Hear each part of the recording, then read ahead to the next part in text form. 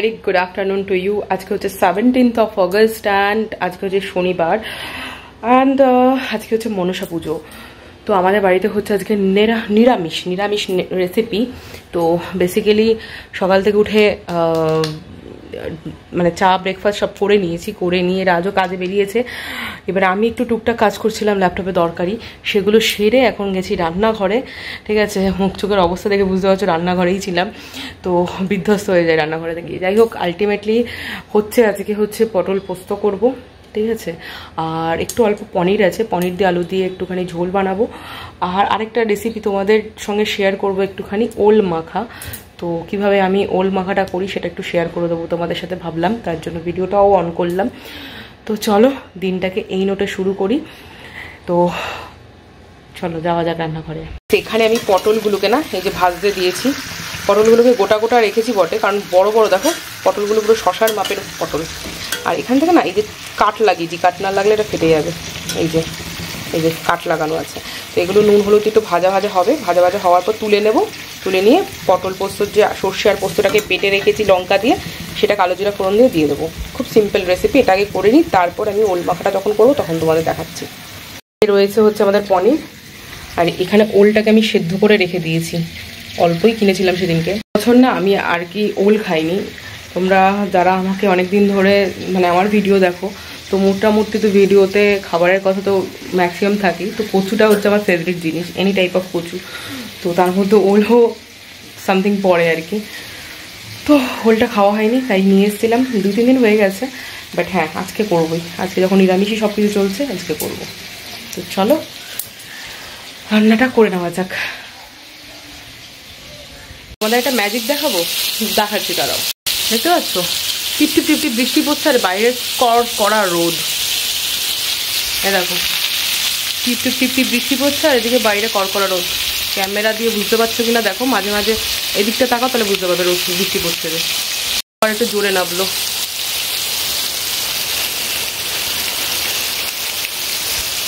তো আমি এখানে না সর্ষে পোস্ত আর লঙ্কাটা যেটা বেটে রেখেছি দিয়ে দিয়েছি, তেলের মধ্যে কালো জিরা আর কাঁচা লঙ্কা ফোড়ন দিয়ে দিয়েছি, আর একটুখানি দই দিয়েছি, হালকা অল্প একদম দিয়েছি। দিয়ে এটা একটু হোক, তারপরে হয়ে গেলে এই যে পটলটা ভেজে তুলে রেখেছি এটাকে দিয়ে দেবো এখানে। তো গাইজ ওল মাখাটা আমি একটু অন্যরকমভাবে করি। নর্মালি কাঁচা ওলের সাথেই সর্ষে আর লঙ্কাটাকে বেটে মানুষে মেখে নেয় আর কাঁচা তেল দেয়, বাট আমি না সর্ষেটাকে ওই কি বলবো, যেহেতু নিরামিষ করছি, চিংড়ি মাছ দিলে তো আলাদা বিষয় ছিল, কিন্তু যেহেতু মানে সর্ষেটা আর কি একটুখানি বাটার পরে ওটাকে কাঁচা খাবো না, তার জন্য আমি একটু তেলের মধ্যে কালো জিরা দিয়ে একটু কাঁচা লঙ্কা ফোড়ন দিয়ে সর্ষেটাকে নেড়ে নিই, তারপর ওলটা দিয়ে ওটাকে ভালো মতো মেখে নেবো। এটাই করবো, তোমাদের আস্তে আস্তে দেখাচ্ছি। মোটামুটি বলে দিলাম সিম্পল। তো রান্নাবান্না কমপ্লিট অলরেডি। তো এখানে আমি যেটা করেছি সেটা একটু পরে দেখাচ্ছি। স্নান টান করে এসে গুছিয়ে দেখাচ্ছি। এখন মুখ চোখের অবস্থা দেখতে পাচ্ছি তো, এরকম অবস্থা পুরো ঘেমে নিয়ে স্নান করে গেছি। তো যাই হোক, এখানে লাস্ট পনিরের তরকারিটা বসিয়েছি। পনিরের তরকারিটা অলরেডি হয়ে গেছে মোটামুটি, আর একটুখানি হবে 2-3 মিনিট। এটা হয়ে গেলেই আমি ভাত বসিয়ে স্নানে যাবো। পনিরের তরকারিটা এখানে হচ্ছে। সো এই যে স্নান করে এলাম গাইজ। আমার তো রান্নাবান্না করে গিয়ে মানে ভাতটা বসিয়ে দিয়ে চলে গিয়েছিলাম। তো রাজ এখন এসে পুজোটা দিচ্ছে স্নান করে। আর এখানে কি রান্না করেছি তোমাদের একবার দেখিয়ে দিই। জানি না হঠাৎ আমার কাছে গায়ে কেন এরকম মুখে কয়েকটা পিম্পল উঠছে, আগে তো উঠতো না। ঠিক আছে, দেখা যাবে। এক ঝলকে দেখিয়ে দিই তোমাদের কি রান্না করেছি। হচ্ছে সেই ওল মাখা, এইভাবে লঙ্কা দুটো দিয়ে সাজিয়ে রেখেছি। আর এই হচ্ছে সর্ষে পোস্ত দিয়ে পটল, এই যে। আর এই হচ্ছে সেই পনিরের তরকারি যেটা করলাম আলু দিয়ে, কষা কষাই করেছি একটু, রুটি খেতেও সুবিধা হবে। ভাতটা হয়ে এসছে, তো ভাত হয়ে গেলেই খেয়ে নেবো, খিদেও পেয়েছে। তো চলো লাঞ্চ করে তারপর কথা বলছি আবার। আমাদের মা মনসার জন্য দুধ কলা দেওয়া হয়েছে স্নান করে। আর আমাদের পুরোহিত এখানে ঘন্টা বাজিয়ে চলেছে পুরো ঘরে। কিসের জন্য? হ্যাঁ, এখন ঘন্টা বাজিয়ে চলেছে।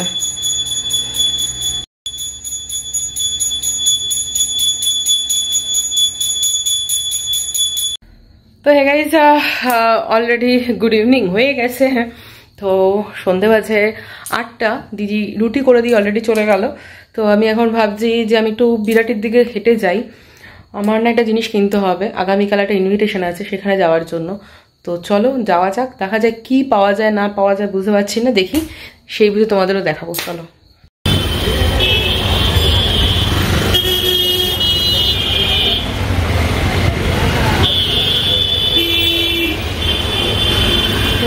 সারা গায়ে যাবে না,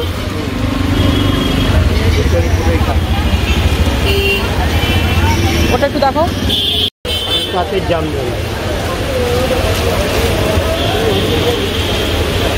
বাহ, ওটা সুন্দর, তো বেশ কালারটা বেশ সুন্দর।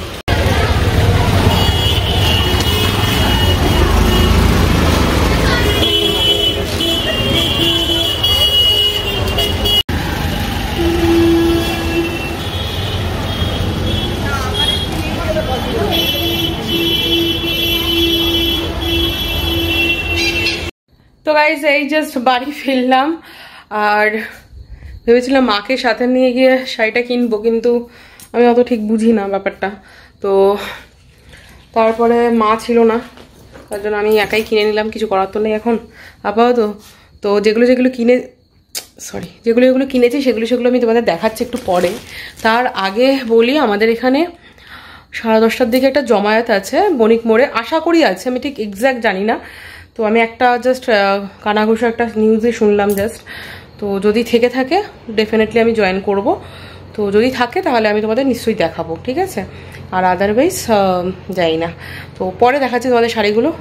এই জাস্ট এলাম, একটু ফ্রেশ হয়নি তারপর। এই হোলটার অবস্থাটা দেখো, মানে যে কোনো মুহূর্তে মানুষে পড়ে অ্যাক্সিডেন্ট হয়ে যাবে, কি অবস্থা। এখানে প্রত্যেকটা কালভার্টের এই অবস্থা, এই সামনে থেকে প্রত্যেকটা কালভার্টের এই অবস্থা, আরো যত এগিয়ে যাবে তত আর এরকম অবস্থা, খারাপ থেকে খারাপতর অবস্থা এখানকার। কারোর কোনো সচেতনতা নেই, কিছু নেই, উল্টো মাথাদের আর কি বাড়িঘর হচ্ছে।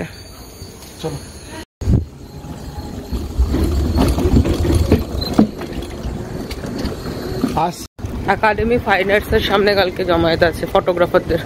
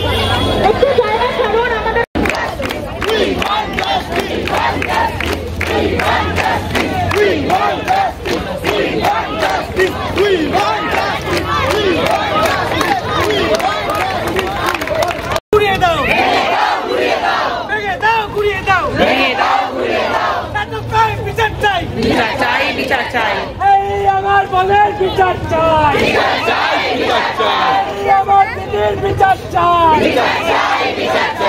লড়াই লড়াই লড়াই চাই, লড়াই লড়াই লড়াই চাই, আমার বোনের বিচার চাই, রাজ্যকারের বুবুর বাসা ভেঙে দাও,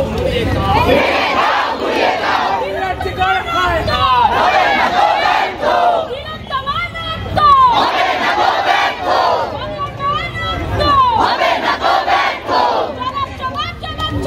গাইজ এই জাস্ট বাড়ি ঢুকলাম, বাজে হচ্ছে রাত্রি মানে 1:30 বাজে।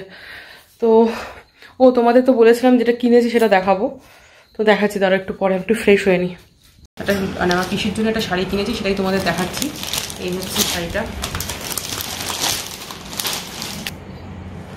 এই হচ্ছে শাড়িটা। এই তোমরা দেখে জানিও কেমন হয়েছে।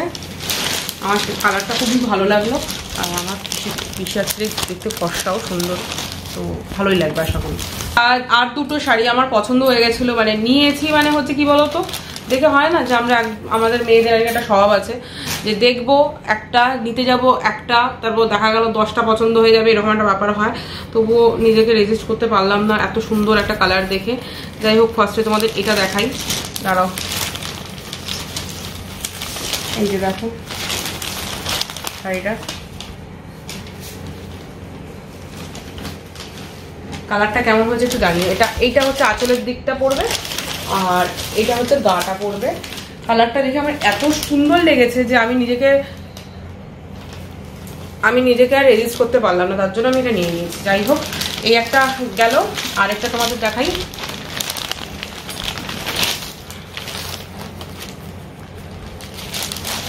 এই একটাও নিয়েছি, এই কালারটাও আমার খুব ভালো লেগেছে, তার জন্য এই কালারটাও নিয়েছি। এই যে দেখো, এটা পুরো গাটা আছে এরকম, আর এটা হচ্ছে আঁচলটা। এই যে এটা হচ্ছে আঁচলটা। কেমন হয়েছে একবার কমেন্ট করে জানিও প্লিজ, ঠিক আছে? তো এই দুটো আমার পছন্দ হয়ে গেল, তাই নিলাম। যেহেতু সামনে পুজো আর্চাও আছে, বাড়িতেও পুজো আছে, আর এমনিও আর কি ধরো পুজো টুজোর সময় অঞ্জলি টঞ্জলি দেওয়ার সময় শাড়িগুলো পরলে বেশ বেটার হয় আর কি, তো তার জন্য নিলাম। এই হচ্ছে আর কিছুই না। আর এটা তো পিসিকে দেবো, এটাকে গুছিয়ে রাখতে হবে এখন আবার।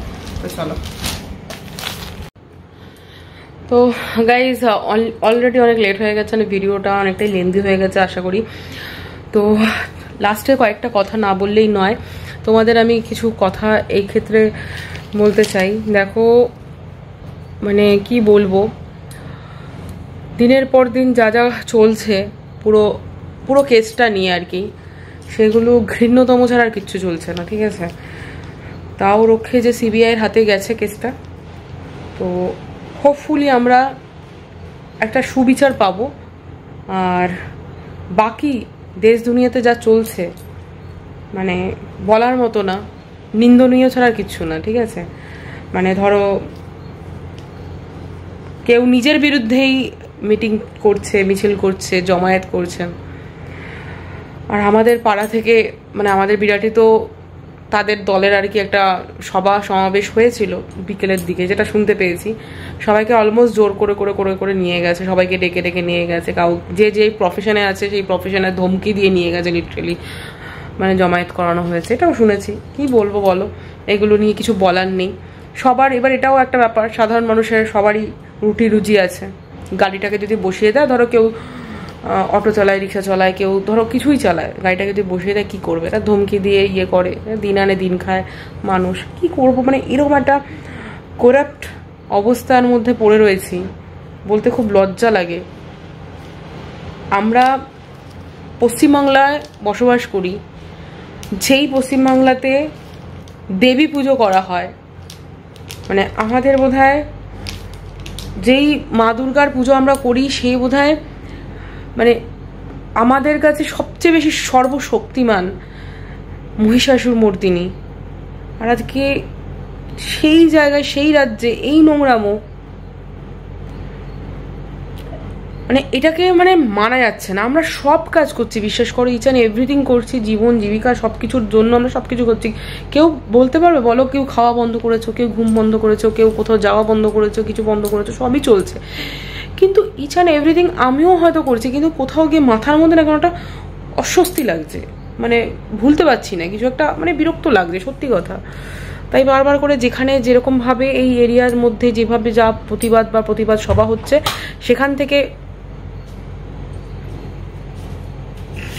সেখানে যাচ্ছি যুক্ত হতে।